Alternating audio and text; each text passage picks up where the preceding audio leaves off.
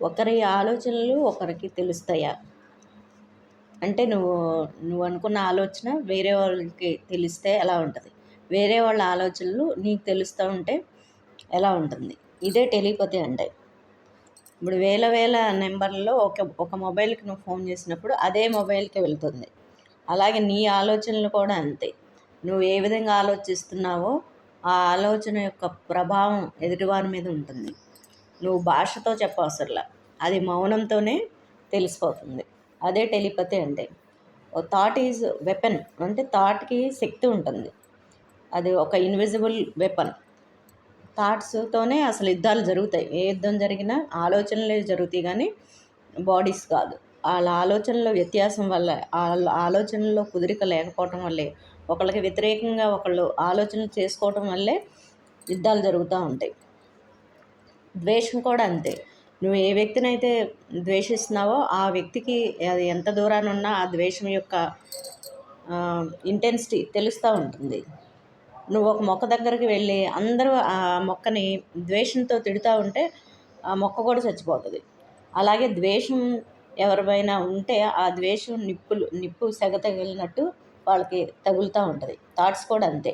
ఒక థాట్స్ ఇంకొకరికి తెలిస్తే నష్టమా లాభమా అనేది పక్కన పెడితే ఆ డెసిషన్స్ అనేది తగిన వారు మన దగ్గరకు రాగలుగుతారు. అంటే మన థాట్స్ ఎగ్జిస్టెన్స్కి సరిపడిన వాడిని మాత్రమే మన పరిధిలో ఉండగలుగుతారు. ఆపోజిట్ థాట్స్ ఉన్నవారు నీ పరిధిలోకి అసలు రారు, వచ్చినా ఉండలేరు.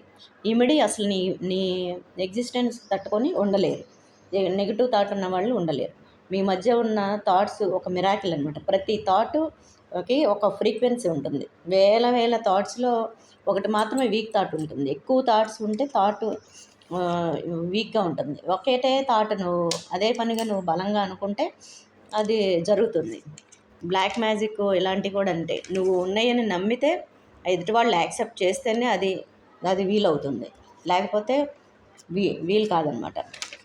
అంటే నీ యొక్క బలమైన థాటే నిన్ను కాపాడుతుంది. ఇప్పుడు ఆశ్రమాల్లో గురువులు చేసే పని కూడా అంతే. థాట్‌ని న్యూట్రల్ చేసేస్తారు. అక్కడ 2 రకాల వ్యక్తులు ఉంటారు. ఒకటి ప్రశ్న వేసేవాళ్ళు ఉంటే వాళ్ళు శిష్యులుగా ఉంటారు. సాధన చేస్తూ ఉంటారు. ఏ సాధనతో పని లేని వాళ్ళు ఓన్లీ సేవ చేస్తూ ఉంటారు. పనివాళ్ళు, డ్రైవర్లు వాళ్ళు 50 సంవత్సరాలైనా సేవ చేస్తూ ఉంటారు. అంటే గురువు వాళ్ళ థాట్స్‌ని న్యూట్రల్ చేసేసారు. సీజ్ చేసి పడేశారనమాట. వాళ్ళకి తెలవదు ఆ విషయం. ఇంకా గురువు ఎన్ని సంవత్సరాల దగ్గర ఉన్నా సరే వాళ్ళ దగ్గర ఉంటూ సేవ చేసుకుంటూ ఉంటారు. అదే తెలివైన శిష్యుడైతే దాన్ని వ్యతిరేకించి